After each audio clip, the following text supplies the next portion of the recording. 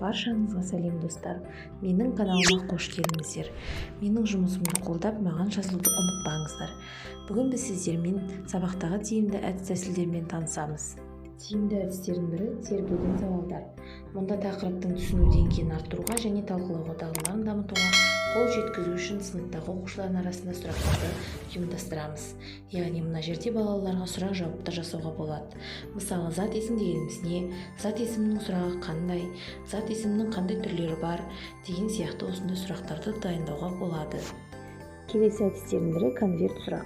Мұнда 2-3 сұрақты жазып, конвертке салып қоямыз. Мұнда сұрақтар оқу мақсатына қарай ұйымдастырылады. Әрбір оқушыға өзіне болатындай етіп бірнеше конверт дайындауға болады. Әрқайсысына 2 минут беріп, оқушы стикерге өзінің аты мен жауабын жазады. 2 минут өткен соң конверт келесі оқушыға беріледі.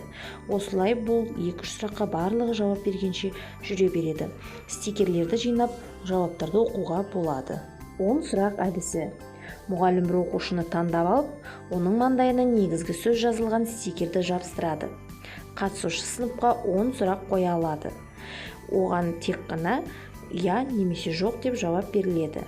Мұнда бұл әдісті кез келген сабақта қолдануға болады. Сұрақты ұстап ал әдісі немесе сұрақты қағып ал әдісі. Мұнда мұғалім сұрақ қойған кезде фасоль салынған қапшықты немесе допты немесе қарлы кесекті лақтыруға болады. Балаларға допты лақтырған кезде қағып алған оқушыларға сұрақтар қойылады. Дұрыс жауап берген оқушыларға 3 немесе 5 балды қоюға болады. Бұл ойынды командамен немесе топпен ойнауға болады. Кір жаю әдісі. Мұнда балаларға өткен тақырып бойынша немесе тарау бойынша дайындаған тапсырмаларды дайындауға болады.